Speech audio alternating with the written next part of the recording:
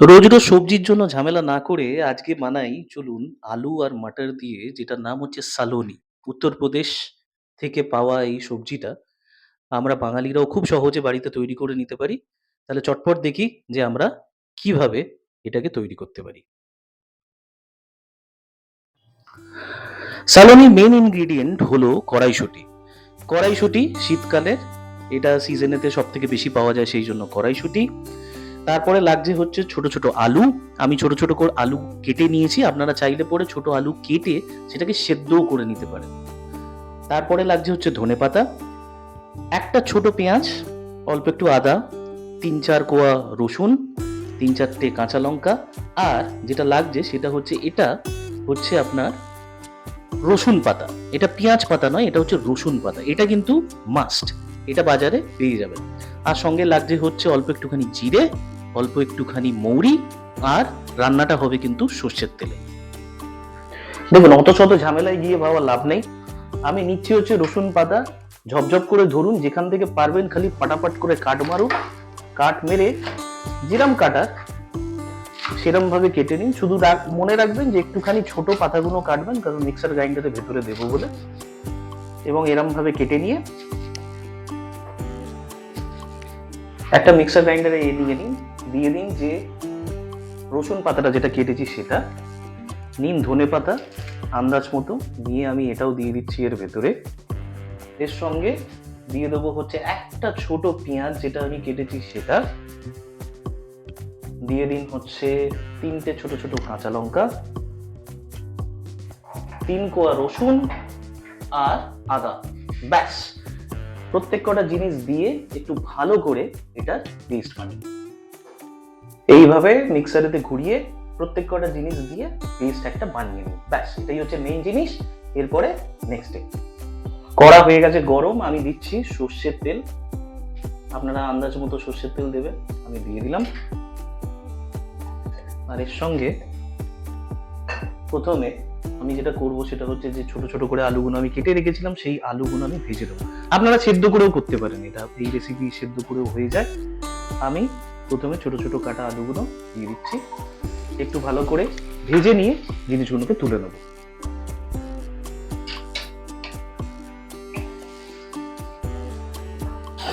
অন্তত পক্ষে 60-70% মতো আলুটাকে ভেজে নেবো আমি।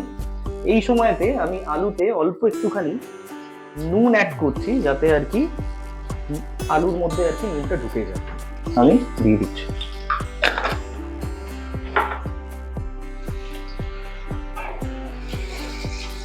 চটপট আলু ভেজে নিলাম, এটাকে আমরা তুলে নিচ্ছি।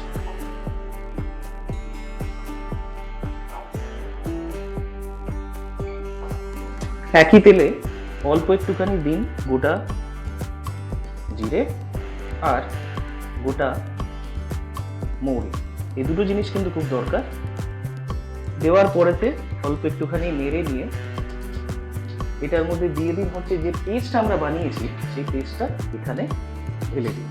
এবং এটা ততক্ষণ নাড়াতে হবে যতক্ষণ না মশলা এবং তেল দুটো সেপারেট হচ্ছে। আমি দিয়ে দিলাম।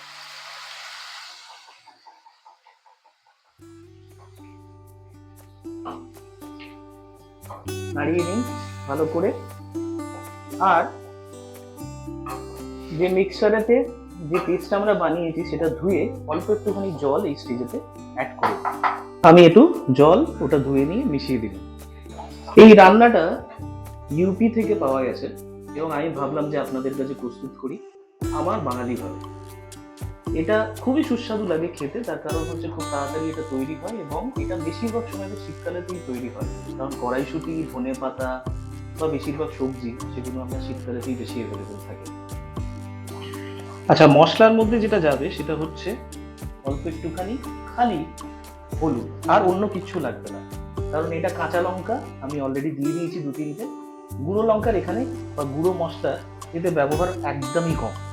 আর এর সঙ্গে যাবে হচ্ছে নুন, দিয়ে দিচ্ছি আন্দাজ মতো নুন। দিয়ে একটা ভালো করে মিক্স দিয়ে দিন এবং এটা ততক্ষণ কষাতে হবে যতক্ষণ না জল আর তেল দুটো একসঙ্গে ছেড়ে দিচ্ছে। অলমোস্ট জল শুকিয়ে গেছে পুরোটাই। এবার যেটা করব সেটা হচ্ছে এটার সঙ্গে আমরা কড়াইশুঁটি যেটা রেখেছি সেই কড়াইশুঁটিটা এই স্টেজেতে আমরা যোগ করে দিচ্ছি। কড়াইশুঁটি আমি যোগ করে দিচ্ছি। এই কড়াইশুঁটিটা যোগ করে ভালো করে একবার নেড়ে নিই। আর এটার সঙ্গে আলুটাও এখন অ্যাড করে দেবো। আলুটাও আমি অ্যাড করে নিচ্ছি।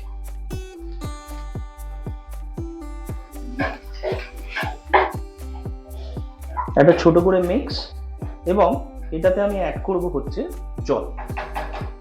অল্প একটু জল আমি মিশিয়ে দিচ্ছি, দিয়ে ভালো করে একবার দেবো হচ্ছে মিক্স। আঁচ বাড়িয়ে দিন এখানে। আর এই মুহূর্তে আপনি চেক করে নিতে পারেন আপনার নুনের মাত্রা কেমন আছে, এবং সেই বুঝে আপনি নুনের মাত্রা বাড়াতে পারেন। আমার নুনটা একটুখানি কম মনে হয়েছিল, তাই সামান্য একটুখানি আমি আরো দিয়ে দিলাম। আর যদি মনে করেন যে টেস্ট ব্যালেন্স করতে হবে, তাহলে আমি এখানে অল্প একটুখানি চিনিও মিক্স করতে পারি। একটা ছোট্ট করে মিক্স। আর এই মিক্সটা হওয়ার পরেতে কোনো ঝামেলায় না দিয়ে নিয়ে নিন হচ্ছে একটা ঢাকা, এবং এই ঢাকাটা দিয়ে দিন উপর থেকে। ঠিক 5 মিনিট সময় দিন এটাকে এরম ভাবে রেখে দিয়ে, তারপরে 5 মিনিট পরে ঢাকা খুলুন। অলমোস্ট দেখবেন যে আপনার কড়াইশুঁটি প্রায় সেদ্ধ হয়ে গেছে। যেটা করতে হবে এই সময়তে সেটা হচ্ছে স্টিমটাকে বাড়িয়ে দিয়ে যে জলের পরিমাণটা যেটা আছে সেটা একদম কমিয়ে দিন। দেখুন প্রায় হয়ে এসছে, জল পড়ে এসছে। এবার ডিশ আউট করবো। খালি একটা কথা মনে রাখবেন যে এই রান্নাটা হচ্ছে খুবই সিম্পল, খুব কম মশলা এবং কম উপকরণে তৈরি হয়। মেন ইনগ্রেডিয়েন্ট হচ্ছে এটা রসুন পাতা, এটা কিন্তু খেয়াল রাখবেন। ঠিক আছে, দেখা হচ্ছে আমাদের নেক্সট স্টেজে। তৈরি হয়ে গেল আমাদের সালোনি, উত্তরপ্রদেশ থেকে পাওয়া খুবই সিম্পল একটা আলু মাটারের সবজি, যেটাকে তারা সালোনি বলে থাকে। তৈরি হয়ে গেল সালোনি। আপনারা এটা অতি অবশ্যই বানান, খান, এবং আমাদেরকে জানাবেন যে আপনাদের কেমন লাগলো কমেন্ট করে। অপেক্ষা করুন আমাদের নেক্সট রেসিপির জন্য। ততদিন ভালো থাকুন, সুস্থ থাকুন এবং দেখতে থাকুন রান্না ভাবনা চ্যানেল।